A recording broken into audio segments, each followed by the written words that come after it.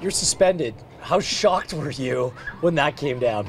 You know, I mean, obviously the league saw something, I guess, in the play that I think both teams and even the ref at the time didn't see. So you have to just deal with it and go forward. I mean, for most people, when you're watching the play, it looks innocuous. You're going out to actually make a challenge.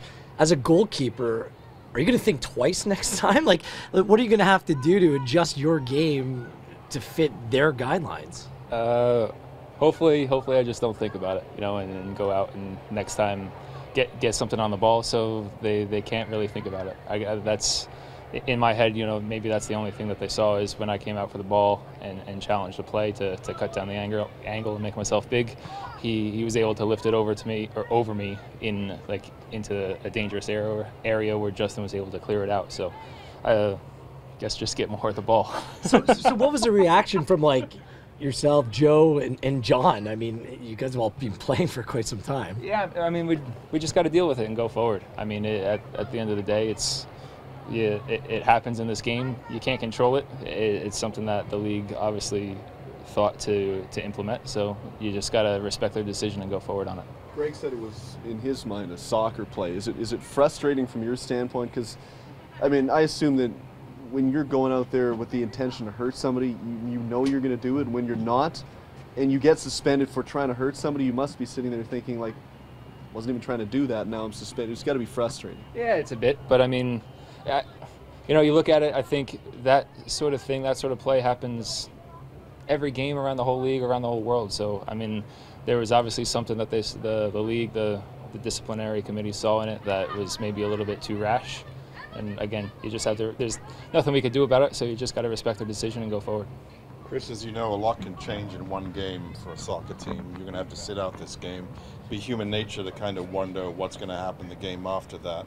It's not in your control, so how do you kind of deal with that? You just got to put the work in every day. I mean, you have to respect anyone's decision, Greg's decision and the coaching staff's decision going forward.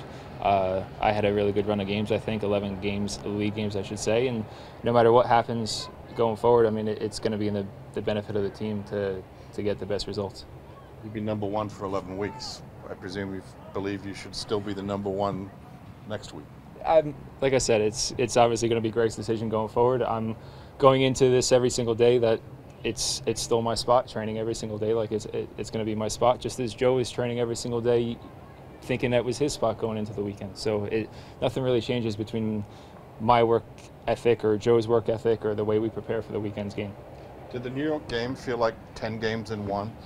It kind of did, to be honest. It was definitely a mentally exhausting game for multiple reasons. I mean, I could only imagine from a fan's point of view, from a football fanatic's point of view, that it was a very interesting and enjoyable game to watch.